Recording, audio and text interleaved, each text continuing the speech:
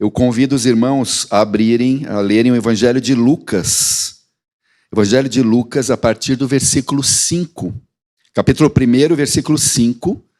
E eu fui buscar a inspiração naquele que é reconhecido por Jesus como o maior de todos já nascidos de mulher. Quem é ele? João Batista. Claro que a gente podia tirar muita coisa do próprio Jesus, mas eu via algo muito interessante na vida e no ministério de João Batista. E agora a gente vai ler o capítulo 1, versículo 5, um pouco da história dele, que muitos de vocês conhecem, mas destacando alguns pontos que às vezes passam despercebidos.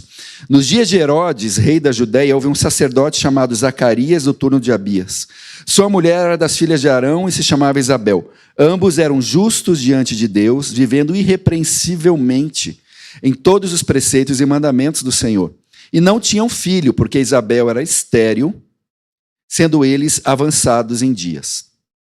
Ora, aconteceu que, exercendo ele diante de Deus o sacerdócio na ordem do seu turno, coube-lhe por sorte, segundo o costume sacerdotal, entrar no santuário do Senhor para queimar o incenso.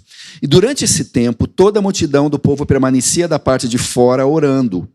E eis que lhe apareceu um anjo do Senhor em pé à direita do altar do incenso.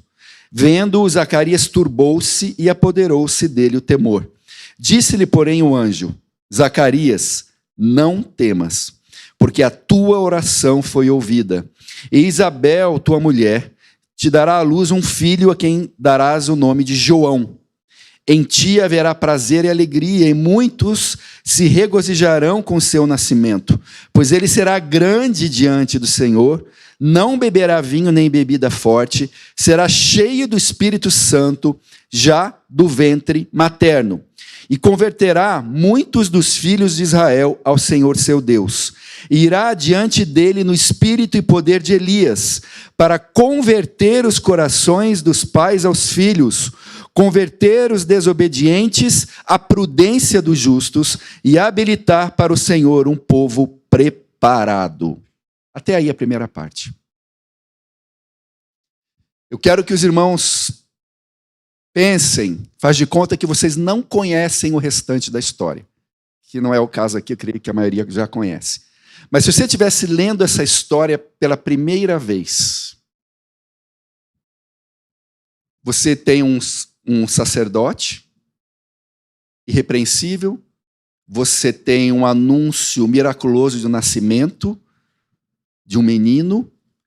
Obviamente, todo Israel ficou sabendo disso.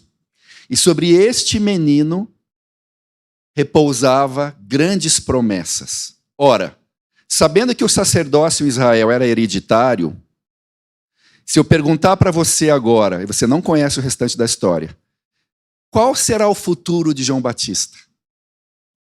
O que ele vai ser será em Israel? Certamente João Batista estava fadado a ser sacerdote em Israel. Aliás, eu diria provavelmente o sumo sacerdote. Pelas condições extraordinárias do seu nascimento. No entanto, vamos virar algumas páginas, vamos agora para Lucas 3. Lucas 3, a partir do versículo 1. Vou fazer uma exposição aqui para vocês. Vamos ver o que a Bíblia nos ensina. No 15º ano do reinado de Tibério César, sendo Pôncio Pilatos governador da Judéia, Herodes, o tetrarca da Galileia, o seu irmão Filipe, o tetrarca da região da Itureia e Traconites, e Lisânias, tetrarca de Abilene. Para aí, depois eu vou continuar, olha aqui para mim. O que interessa para a gente que Lisânias era tetrarca de Abilene? Fala sério. Por que esse versículo aqui? O que é isso aqui? Não estou nem aí. Filipe, tetrarca da região da Itureia, não sei nem o que é Itureia. Por que Lucas nos traz isso? Ele começa nos contextualizando sobre o contexto político e social. Irmãos, fiquem em paz que eu não vou falar de política do púlpito não, tá? Mas Lucas fez questão de registrar. Esses são os governadores. São esses que estão conduzindo e mandando. Israel era dominado pelo Império Romano, um povo pobre, uma sociedade agropastoril.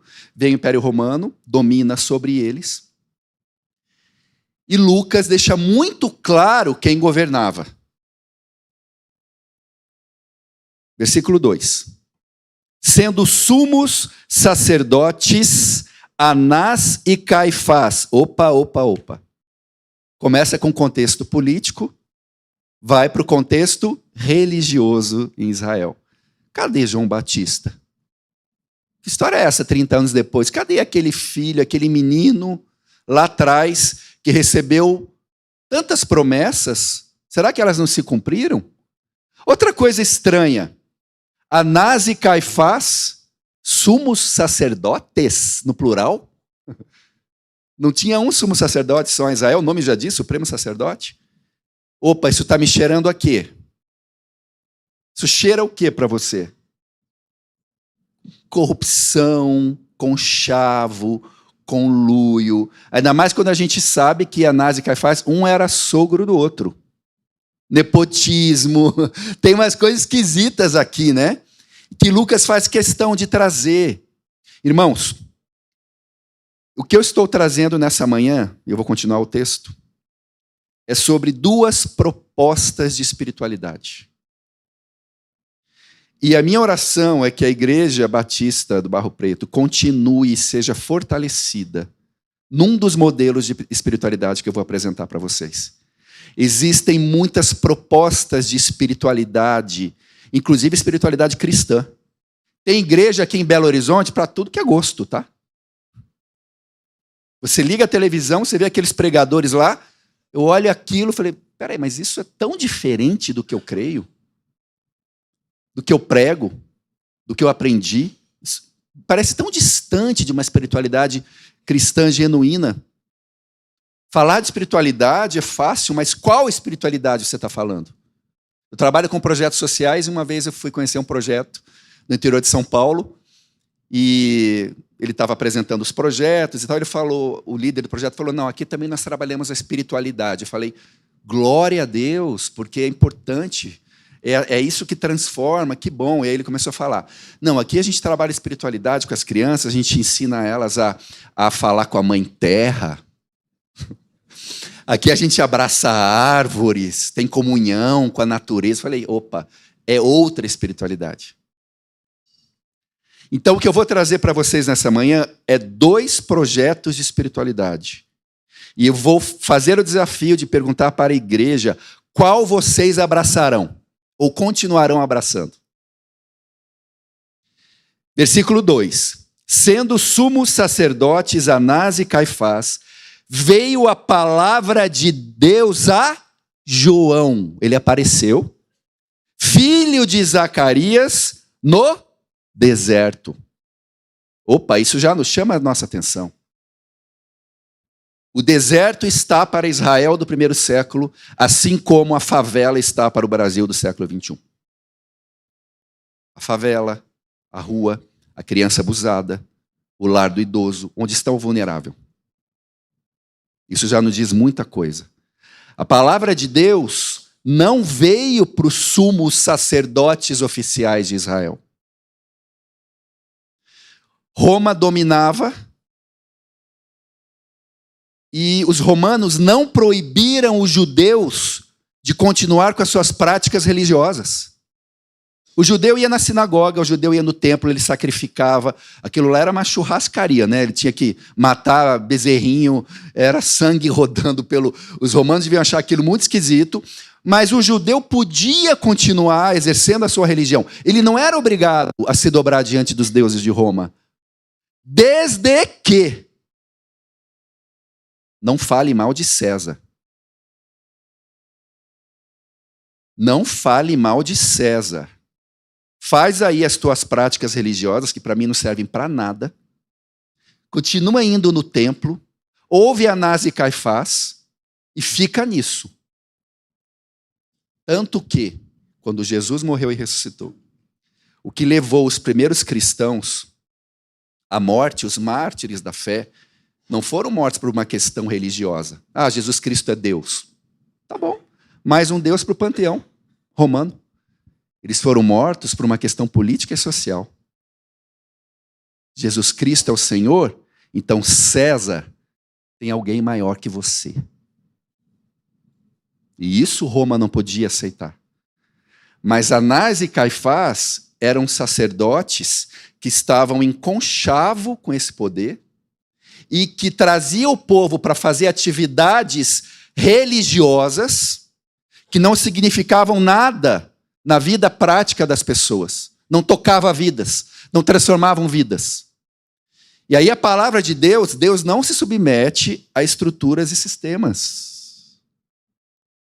Imagina Deus, não, eu preciso trazer a minha palavra para o povo. Quem que é o sumo sacerdote de Israel? Tem que ser via Anás e Caifás. Não, não, não. Ele escolheu João Batista, que era o verdadeiro sumo sacerdote de Deus, mesmo no deserto, né?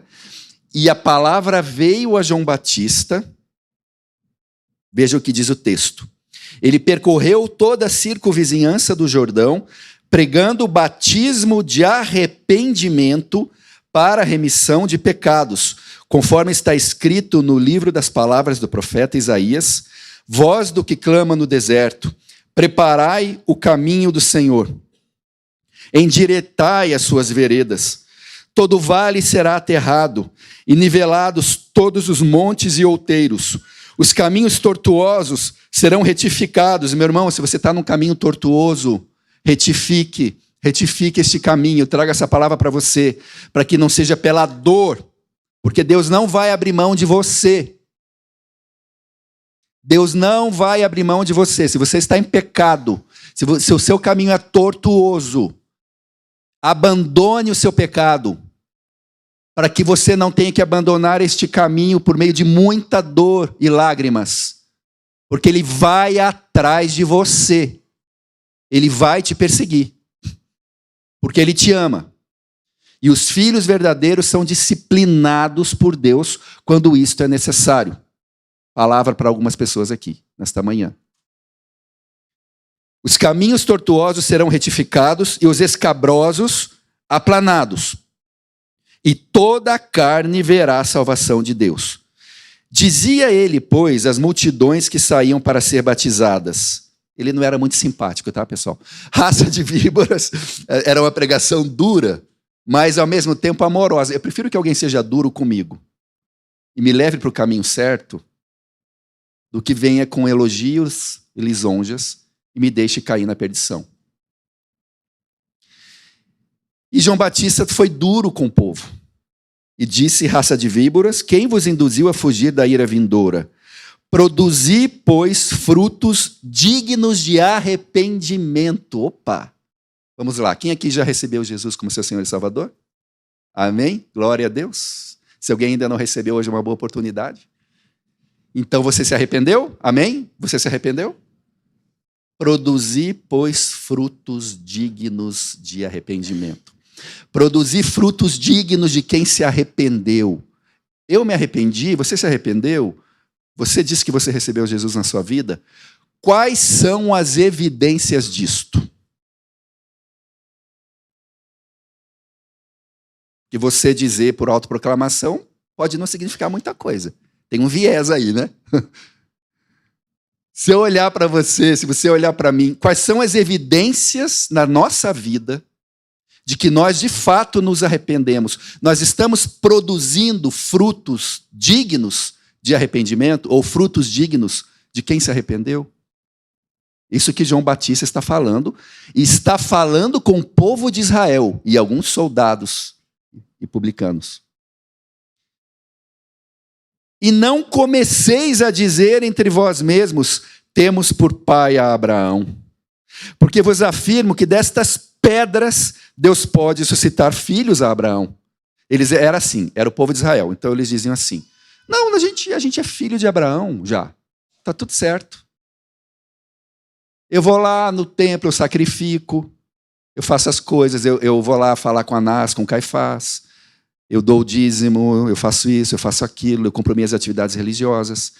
E João Batista fala para esse povo, destas pedras, Deus pode suscitar filhos a Abraão. Não é isso. Falei numa igreja presbiteriana esses dias. Deus pode transformar uma pedra num presbiteriano. Isso não é nada. Ah, sabe aquele discurso de crentes que a gente tem hoje? Eu sou filho do rei. Ah, eu sou filho do rei. Ah, Deus me ama. Discurso, jargão. Exatamente contra isso que João Batista está falando. Discurso religioso. Jargão religioso. Mas cadê o fruto? Cadê o fruto? E aí ele continua. E também já está posto o machado à raiz das árvores. Toda árvore, pois, que não produz bom fruto é cortada e lançada ao fogo. Diga misericórdia. Ele estava preparando o caminho para Jesus. Então, veja que interessante. Então as multidões o interrogavam, dizendo: que havemos, pois, de fazer? Eles já iam no templo, já sacrificavam, eram filhos de Abraão, pagavam o dízimo, davam o dízimo, retornavam, né? Ouviam a Torá. Aqui ele está falando para o povo de Israel, o povo de Deus. E aí o povo vira para João Batista e fala: então o que é para a gente fazer, João Batista? Eu quero fazer a vontade de Deus. E aí João Batista traz uma resposta, gente, é o seguinte, tá? É muito difícil de entender. Tem que fazer 5 anos de teologia sistemática para entender. Quem tiver 2 túnicas, reparta com quem não tem. E quem tiver comida, faça o mesmo. Deu para entender? Tem que fazer 5 anos de teologia sistemática para entender isso aqui? É isso. Para João Batista aqui, quais eram algumas das evidências de que alguém produz frutos de arrependimento? Quem tiver 2 túnicas, reparta com quem não tem. E quem tiver comida, faça o mesmo. Eles não faziam isso.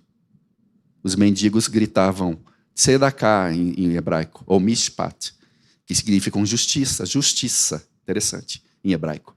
Justiça.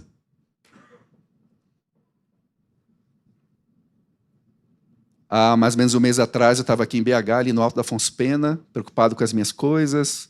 A gente está tão preocupado com os nossos negócios, né? Com as nossas questões. E no dia seguinte eu ia falar no grande evento, aquele Ore Comigo, aqui, para 50 mil pessoas. Eu ia pedir apoio para a minha organização. E eu estava andando, descendo a avenida, veio um rapaz e falou: moço, você me dá um pão com manteiga? E eu estava tão distraído que eu falei: não, agora não tenho, e segui. Ele ainda falou assim: um pão com manteiga? Porque a gente, às vezes, tem medo de dar dinheiro, né? Ah, vai usar com droga, alguma coisa. Ele falou: um pão com manteiga? Ele usou assim. Eu falei... Aí eu estava tão entretido com as minhas preocupações que eu ignorei e segui. Veio o Espírito Santo de Deus e falou: opa, não. Isso é um pecado. Eu vou negar um pão com manteiga? Eu não posso fazer isso. E aí eu virei, falei: vou atrás desse rapaz. Eu preciso dar esse pão com manteiga para esse cara. E aí eu virei, ele já tinha sumido, eu não achei mais ele. Eu cheguei a subir a quadra, de novo, e eu não encontrei. Eu orei e falei: Deus, me dá a chance de eu dar um pão com manteiga para esse rapaz. Ele não está pedindo dinheiro para talvez usar em droga, ele queria comer mesmo. E eu pedi perdão a Deus. Deus, eu não fui sensível. Eu estava preocupado com as minhas coisas. Eu estou indo pedir recursos para um projeto social e eu não fui sensível a esse rapaz. Deus, me perdoa. E eu não achei esse rapaz. Um dia eu ainda vou encontrar ele numa rua aqui de BH. E eu falei: me dá a chance de ajudar. Mas 3 semanas depois, eu estava no interior de Santa Catarina, andando na rua, veio um rapaz e virou para mim e falou: moço, me dá um pão com manteiga? Eu falei: glória a Deus. Eu fui na padaria, eu não dei um pão com manteiga, eu dei mais coisas para ele. E eu vi aquilo como Deus, tipo Pedro negando 3 vezes, né? E depois Jesus perguntando: você me ama 3 vezes? Quase ali uma reconciliação. Porque o cristão, irmão, os cristãos, aquilo que nós apregoamos sobre o caráter de Deus e o Deus que nós adoramos, se isso não se manifestar de forma prática e concreta na nossa vida, o nosso modelo de espiritualidade. Nós temos aqui 2 padrões, então. Anás e Caifás é o da religiosidade morta. Você vem, você faz as suas atividades, você canta, enfim, N coisas que a gente faz, às vezes, até na própria igreja, né? Esse é o modelo Anás e Caifás, mas que não toca vidas, não transforma a realidade. Não glorifica a Deus de uma maneira prática e concreta.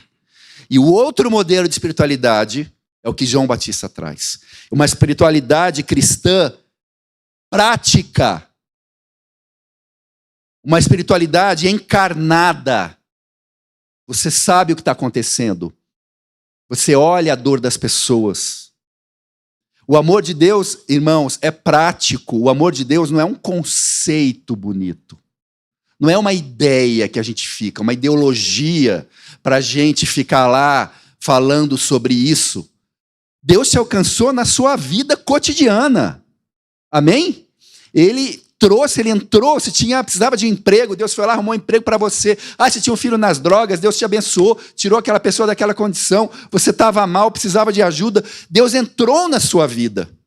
Não é um conceito, é algo real e concreto. A espiritualidade cristã, ela é prática, ela é encarnada, ela é contextualizada.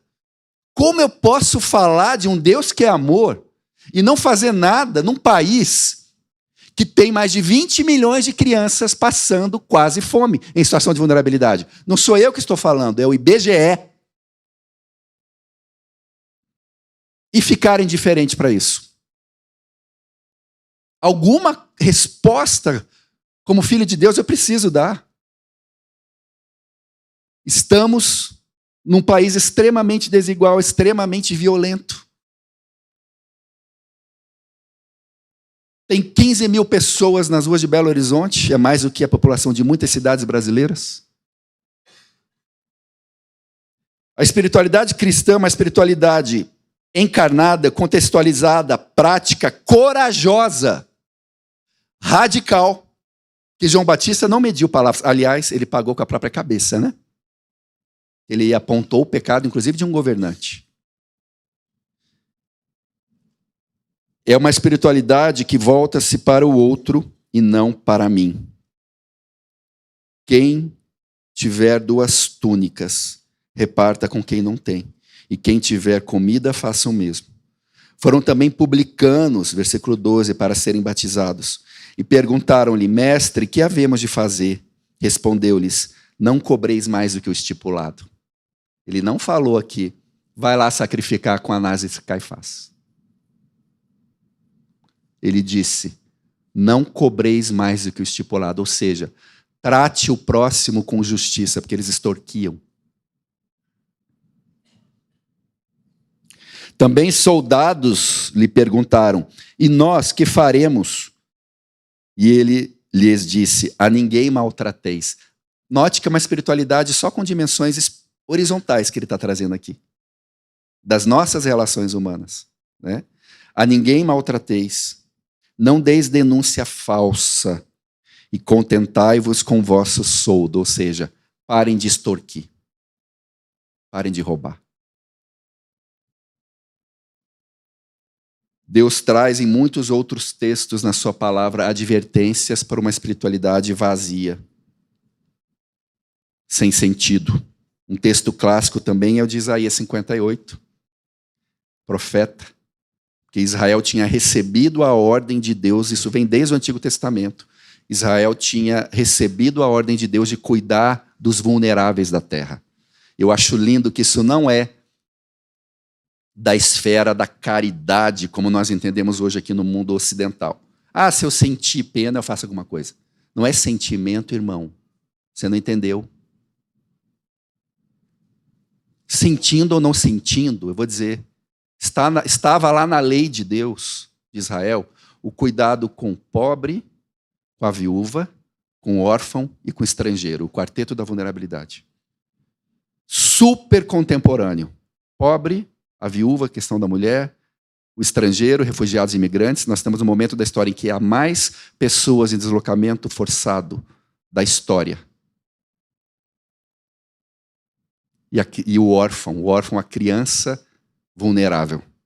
O Brasil não tem tantos órfãos, mas tem milhões de órfãos de pais vivos. A criança está abandonada. E eu vou explicar mais sobre isso. E Deus tinha dado isso estava na lei de Israel, era da ordem do direito. Não era se eu me emocionar, eu faço alguma coisa. Não era.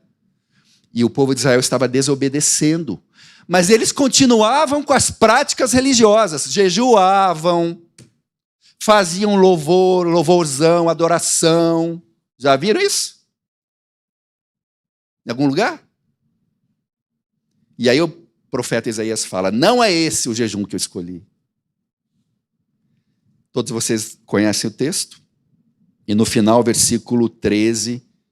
Se desviares o teu pé de profanar o sábado, que era a consagração a Deus em primeiro lugar, e de cuidar dos seus próprios interesses no meu santo dia, mas se chamares ao sábado deleitoso e santo dia do Senhor digno de honra, e honrares não seguindo os teus caminhos, não pretendendo fazer a tua própria vontade, nem falando palavras vãs, então te deleitarás no Senhor. Eu te farei cavalgar sobre os altos da terra e te sustentarei com a herança de teu pai Jacó. Mas o que era? O que o texto fala? O povo perguntou para o profeta, por que jejuamos nós e tu não te atentas? Por que afligimos as nossas almas e tu não levas em conta? E aí, a palavra do profeta. Porventura não é esse o jejum que eu escolhi? Que soltes as ligaduras da impiedade, desfaças as ataduras da servidão, deixes livres os oprimidos e despedaces todo o jugo?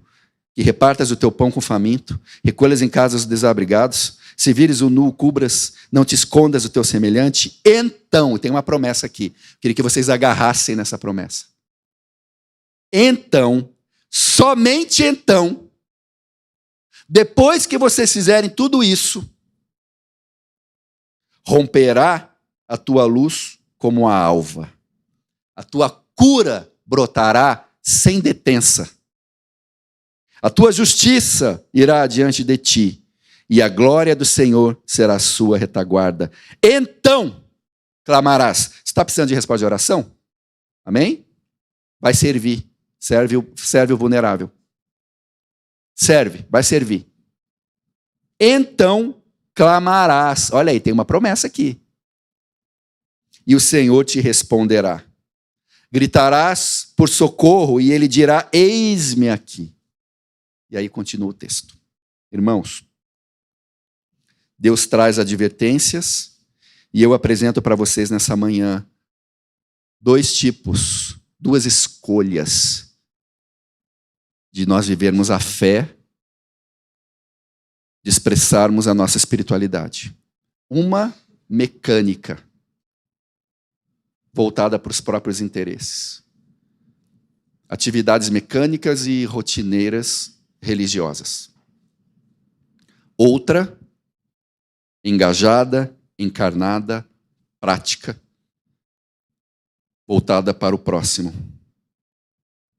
Evidência de uma vida que se arrependeu. Qual destas duas você abraça nessa manhã? Eu gostei demais do versículo que vocês colocaram. Uma pergunta que apareceu ali. A graça de Deus, eu não lembro exatamente, me faz... A graça de Deus tem te conduzido às boas obras? Sensacional. Porque nós, como evangélicos, nós amamos Efésios 2, 8 e 9. Vocês sabem de cor. Porque pela graça sois mediante a fé. E isso não vem de vós, não de para que ninguém se glorie. Opa, eu não preciso fazer nada, não preciso ter obra nenhuma na minha vida. Deus me salvou, Jesus me salvou na cruz. Ele morreu por mim, amém, glória a Deus. Mas lê um versículozinho a mais só. Não precisa nem ler a Bíblia toda, não, só o 10. Pois somos feitura dele, criados em Cristo Jesus para boas obras, as quais Deus de antemão preparou para que andássemos nelas. Boas obras nas Escrituras não é uma questão de salvação, não é isso que vai te salvar. É uma questão de vocação. Você foi criado para isso, para que andássemos, de antemão ele preparou para que andássemos nelas. Ai de mim, não andar em algo que Deus preparou para mim. É a pior coisa que você pode fazer. E a vocação da igreja é as boas obras, não é a salvação dela, é a vocação. É a evidência da salvação. Você foi salvo, você se arrependeu, uma das evidências é o exercício e a prática de boas obras. E eu falo, existem algumas espiritualidades, propostas de espiritualidade, né, que não contemplam isso. E eu digo, você pode levitar na minha frente aqui, em adoração. Mas se você não serve o próximo de alguma maneira, eu questiono o seu modelo de espiritualidade. Porque Deus não se impressiona com grandes coisas, não. Até o diabo faz milagres. É o exercício do amor que é a diferença do cristão. E aí, dito isso, como fundamento bíblico, eu quero, como eu sou um defensor da causa da infância há 32 anos, é o que eu estudo, o pastor falou que eu sou doutor em políticas públicas para a criança, é o que eu estudei. Cheguei a ser secretário nacional dos direitos da criança e adolescente, cuidava das crianças brasileiras, como exercício da minha missão. E hoje tenho a honra de estar na liderança do Child Fund, do Fundo para Crianças. Uma organização que está em 70 países, aproximadamente, alcançou no ano passado 24 milhões de crianças, de pessoas, crianças, adolescentes e suas famílias. No Brasil, no ano passado, nós alcançamos 190 mil crianças e adolescentes em 8 estados, mas ainda é pouco, é muito pouco. Quem aqui tem filhos e netos, crianças e adolescentes? Está muito difícil ser criança no Brasil. De novo, IBGE, 2023, relativamente recente. Temos 20,3 milhões de crianças em situação de vulnerabilidade. E aquela coisa assim, a criança comeu hoje, mas a família não tem muita certeza como que vai ser o jantar de amanhã. Famílias em risco, crianças em risco. A criança é o público no Brasil que mais sofre violências e violações de direitos. Não sou eu que estou dizendo. É a Ouvidoria Nacional dos Direitos Humanos, o Disque 100.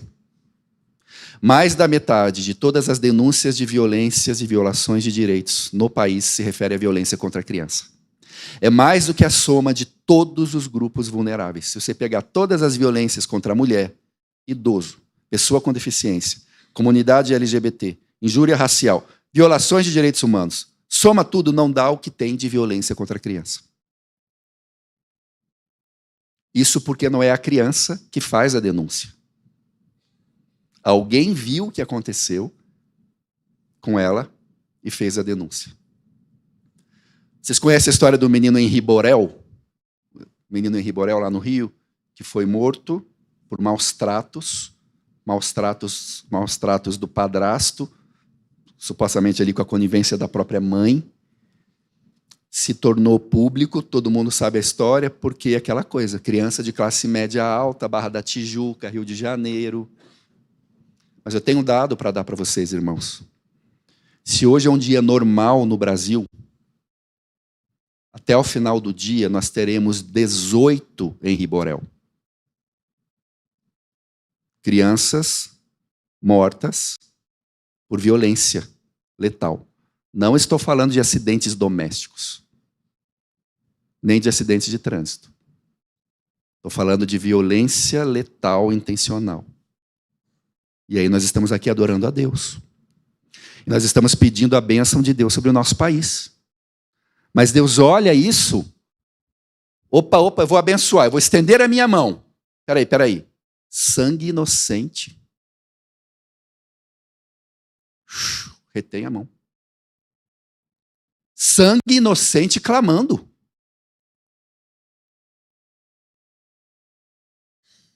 Violência física, violência psicológica, violência sexual. O inimigo das nossas almas, ele quer muito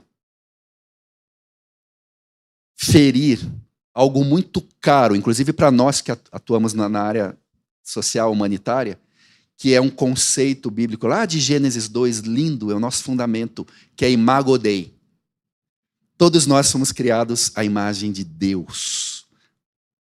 Esse é o fundamento para a ação humanitária. Você serve porque a imagem de Deus está no outro. Não importa se ele merece ou não, porque você também não merecia a salvação.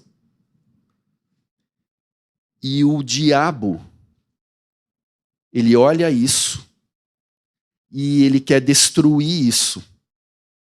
E a maneira como ele faz isso na vida de uma criança, como que você destrói a imago Dei? Ou mancha a imago Dei? Por meio das violências. Tanto que no direito, eu acho isso belíssimo, no direito, uma criança que sofre, por exemplo, uma violência sexual, é um crime contra a dignidade sexual da criança. Esta dignidade que é humana, que é intrínseca, porque nós refletimos de uma maneira transcendente alguém maior do que nós. E é por isso que uma criança, às vezes de 6 anos, de 5 anos, sabe, ninguém explicou para ela, mas ela sabe quando um toque é bom e um outro toque, muito parecido com aquele, é maligno. Porque aquele outro toque causou nela culpa, vergonha e medo. Mas mais profundo ainda do que isso, aquele outro toque feriu algo que ninguém disse que ela tinha, mas é intrínseco a ela, está na ordem criacional, é Gênesis 2. A imago Dei. A dignidade que Deus deu para essa criança, desde a concepção, é ferida por uma violação. Isso é muito, muito, muito grave. E o Laboratório de Estudos da Infância da USP, Universidade de São Paulo, aponta que 1 em cada 3 a 4 mulheres no Brasil, as estatísticas variam, é uma ciência social, não é uma ciência exata, mas 1 entre cada 3 a 4 mulheres no Brasil sofre violência sexual na infância e adolescência. E 1 a cada 5 a 6 homens também sofre. E mais de 80% dessas violências são no contexto doméstico, familiar. Pessoas de confiança da criança e da família. A igreja não tem mais condições de ficar indiferente à questão da criança. Como o público mais hipervulnerável e o que mais sofre violências. E eu vou dizer que a violência tem aumentado. E tem aumentado exponencialmente, porque hoje nós temos isso aqui. E os seus filhos e netos sabem mais de internet do que você. E eles estão, em média, 4 a 6 horas por dia. Um adolescente no Brasil está 4 a 6 horas por dia aqui. E o Child Fund fez recentemente uma pesquisa com 9 mil adolescentes, muito representativa, muito ampla, todos os estados brasileiros e, pasmem, 54% dos adolescentes brasileiros afirma já ter sofrido uma violência, pelo menos uma violência sexual, fora a violência psicológica, cyberbullying, etc. 54% afirmam já ter sofrido violência sexual na internet.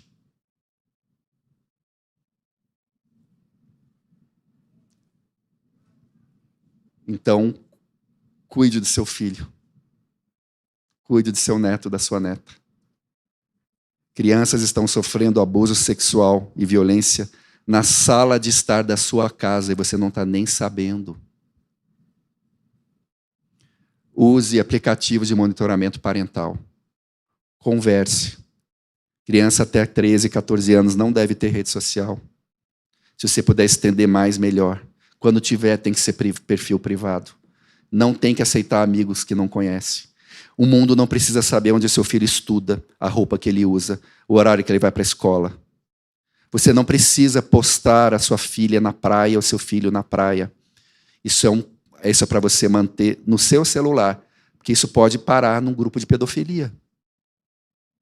Eu sei o que eu estou falando. Isso não é a história da carochinha. O que a igreja brasileira vai fazer com seus filhos, com os filhos do Brasil? O que Deus requer de nós? Como Deus olhou a questão da criança? Como Jesus olhou? Já vou caminhando para a conclusão. Eu vejo Jesus indignado, o bom pastor indignado, 2 vezes nas Escrituras. Uma muito conhecida, que é os vendilhões do templo. Ele virava as mesas e tal. E a outra, o outro momento que eu vejo Jesus bravo, indignado, sabe aquela frase, vinde a mim os pequeninos, porque deles é o reino dos céus? A gente pensa Jesus assim, vinde a mim os pequeninos. Quase fazendo um coraçãozinho assim, né? Jesus falando, venham a mim os pequeninos. Não, não, não. Os discípulos estavam impedindo que as crianças chegassem para ser abençoadas. E Jesus diz, o texto diz, Jesus indignando-se. Se tem uma coisa que desperta a indignação de Deus. Não cuidar, não proteger, não trazer as crianças para perto de Deus. E aí a advertência é gravíssima. Quem fizer tropeçar alguns desses meus pequeninos, melhor seria que ele caísse no fundo do mar com uma pedra amarrada no pescoço. Não brinquemos com os pequeninos de Deus, mas mais que isso, amemos. Amemos. Vamos acolher as crianças. Vamos servir as crianças. Isso agrada a Deus. E eu quero então fazer um apelo nessa manhã, pastor. Quero convidar cada um de vocês aqui a apadrinhar uma criança em situação de vulnerabilidade no Brasil. O Child Fund, como eu falei, alcança mais ou menos 190 mil crianças e adolescentes, mas nós temos ainda milhares na fila. Eu quero expandir territórios. Eu quero chegar em outros estados. Eu quero chegar na criança amazônica, que hoje é a que mais sofre, é a mais vulnerável. A pobreza no Brasil migrou muito, ainda temos muito no Nordeste, mas migrou para o Norte, para a região amazônica. Quero chegar lá, nós ainda não estamos lá. E você vai ter a alegria, a emoção de apadrinhar uma criança e é ela que vai dizer para você o que está mudando na vida dela. Em menos de 30 dias, para quem escolher apadrinhar hoje, você vai receber a primeira cartinha da sua criança apadrinhada. E é uma emoção. Eu apadrinho, obviamente eu tenho o meu menino apadrinhado, é um menino lá do interior do Ceará. Esses dias eu recebi uma cartinha dele, ele é um menino especial, um menino autista.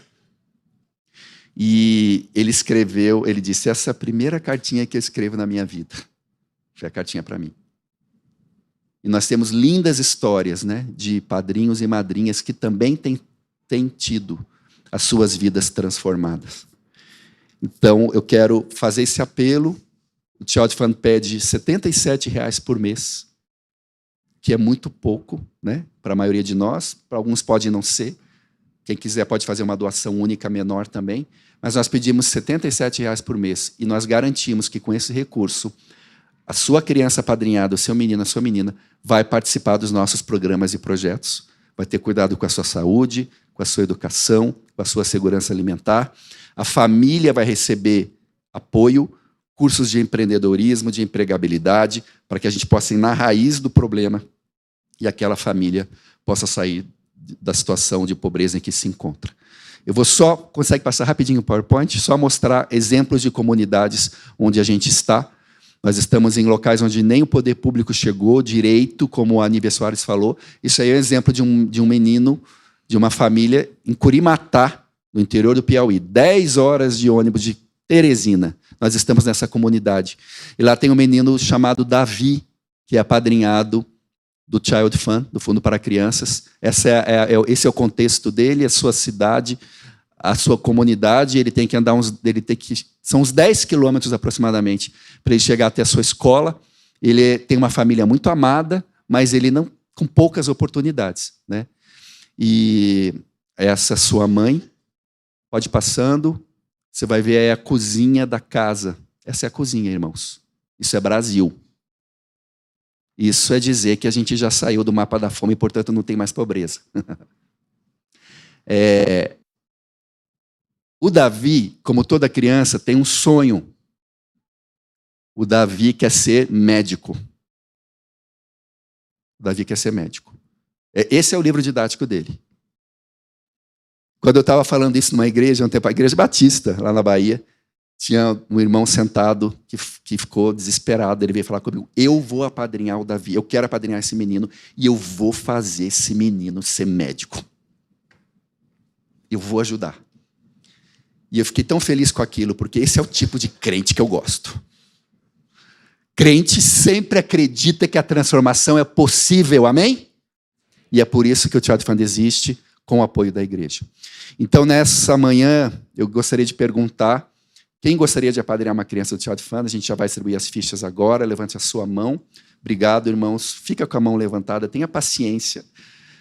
A gente pede para a ficha ser distribuída agora. Você pode preencher com calma e entregar para o pessoal de verde ou no estande na saída. Gente, preencha de maneira legível, porque crente tem letra ruim. E a gente perde uns 20% a 30% dos cadastros que não entende que o crente escreveu. Tá?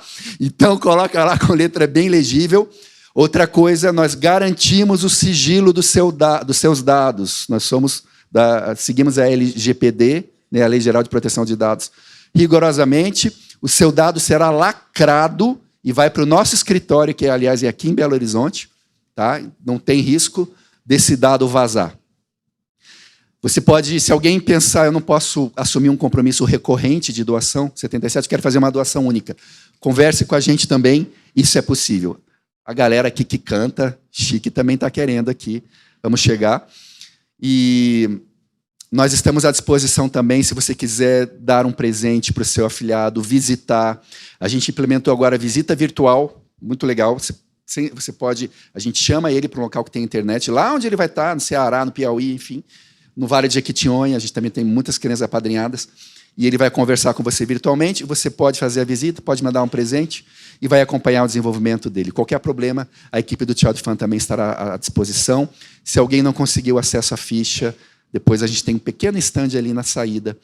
E eu sou muito feliz de ver a igreja brasileira. Pastor, sabe quem está respondendo a esse apelo? Sabe quem são os nossos padrinhos e madrinhas? A igreja. A igreja. Acho que Deus se agrada muito do seu povo, quando o povo dele se dispõe. Amém? Vamos ficar de pé para a gente orar?